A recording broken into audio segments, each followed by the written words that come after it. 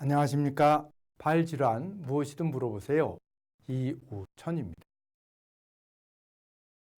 평발도 수술해요? 이런 분들 굉장히 많습니다.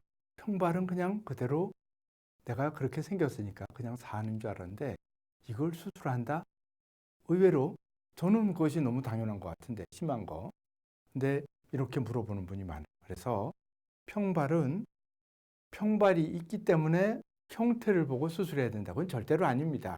평발이 있어도 발 잘 쓰는 분이 많습니다. 그렇기 때문에 평발은 전체 평발이 있는 분 중에서 대부분은 수술하지 않고 지내는 경우가 많습니다. 그런데 평발 때문에 너무 불편해서, 발이 너무 불편해서 거의 이제 나이가 먹으면서 점점 발을 끌고 다니다시피 쩔룩쩔룩 하면서 살고 있는 분도 너무 많습니다. 그러니까 평발이 있다 그래서 치료해야 될 건 아니지만 심한 평발이 있는데도 치료하지 않고 이거는 치료하는 게 아니다. 어떻게 할 수 없는 거다. 이렇게 하면서 살 일은 또 아닌 것 같다. 이걸 말씀드리고 있죠. 이게 발바닥인데요. 사람 발이 뒤꿈치가 발바닥이 닿죠. 그죠? 뒤꿈치가 닿죠. 앞에도 보통 이렇게 닿죠. 평발이 되면은 가운데가 닿습니다. 여러분 자기의 발바닥을 한번 잘 보십시오. 발바닥이 많이 닿는 데는, 힘을 많이 받는 데는 피부가 두꺼워집니다. 색깔은 좀 더 이렇게 좀 더 진한 색이 됩니다. 지금 보면은 이분의 발바닥을 보면 여기는 뽀얗죠. 하얗죠. 여기는 좀 진하죠. 여기도 힘을 많이 받아요. 여기는 보통 보통 이 발바닥이 이 부분은 바닥에 닿는 부위가 아니죠. 근데 이분은 발바닥이 두껍고 색깔도 좀 진합니다. 그런데 또 하나는 눈여겨봐야 될 점은 여기와 여기가 닿는 건 괜찮은데 또 여기가 이거 이상하다 그죠? 그런데 평발인 분들은 여기에 엄지 밑에 살이 뽀얗습니다. 엄지 밑에도 똑같이 힘을 받아야 되는데 엄지 밑에 힘을 받지 않습니다. 이분은 뒤꿈치를 들어 올리는 모양인데요. 사람 뒤꿈치를 들어 올리면 지면에서 떨어지지 않습니까? 그죠? 근데 이분은 한 번만 더 그걸 해서 보면은 뒤꿈치를 들질 못합니다. 들질 못해요. 들어 올려야 되는데 들어 올리려도 들질 못하는 거죠. 이것이 평발이 심해지면 이런 현상이 생깁니다. 그래서 뒤꿈치를 잘 들어야지 뛸 수도 있고 오르막도 가는 힘도 있고 근데 이런 경우는 상당히 지장이 많은 그런 발 모양. 이분은 서 있는데 역시 아까 그 발바닥을 옆에서 보면은 이 부분이 바닥이 닿지 않아야 될 부분이 바닥에 닿고 뼈가 불룩하게 나와 있는 것을 보여줍니다.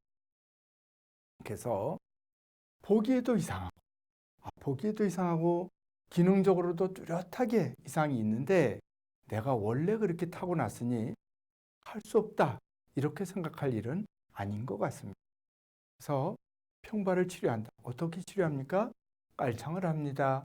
또 힘줄이 뒤에 되게 아킬레스건이 짧기 때문에 팽팽하기 때문에 스트레칭을 합니다.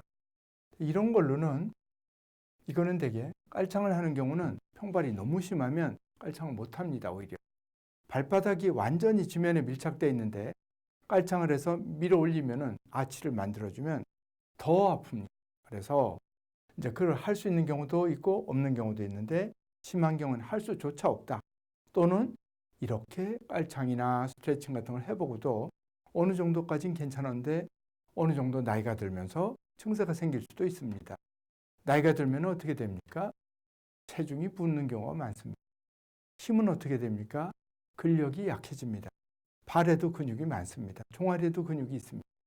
힘은 약해지고 체중은 늘면은 없던 증세가 생길 수 있습니다. 그래서 평발이라는 건 발에 뼈가 많습니다. 30개 가까운 뼈들이 있는데 그 뼈들이 평발이 되면 입체적으로 여러 뼈들의 관계가 어긋나는 것입니다. 그래서 평발을 각도로 이렇게 여러 가지 이제 엑스레이 상에서 각도를 재는데요. 몇 도 이상이 이런 뼈가 이런 각도가 있으면 반드시 증세가 생기고 기능상에 반드시 증세가 있다 이런 건 아닙니다. 그렇지만 평발이 심하면 증상이 있거나 기능상의 문제가 발생할 가능성이 높아지는 것입니다. 가능성이 높. 그래서 평발은 형태가 다양하고 그 형태, 정도에 따라 치료법도 다양하다.